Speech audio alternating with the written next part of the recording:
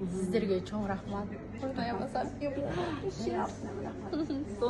Группабой отурдук. Эң биринчи эле карта ачканда мен жүрөгүм жарылып кете жаздады. Ыйлап стихотворение айтып бердим. Мен ыйлап.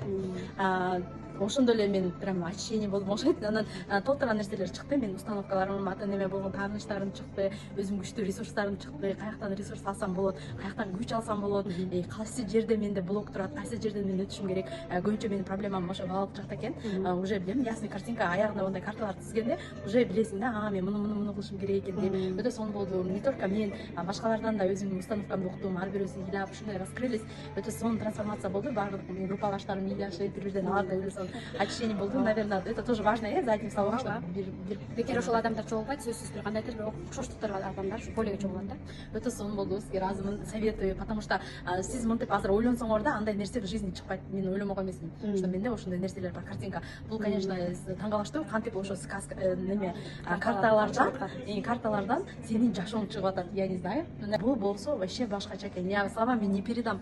Но бирок Кыргызстанда ар бир адам ошону өтүш керек деп ойлойм.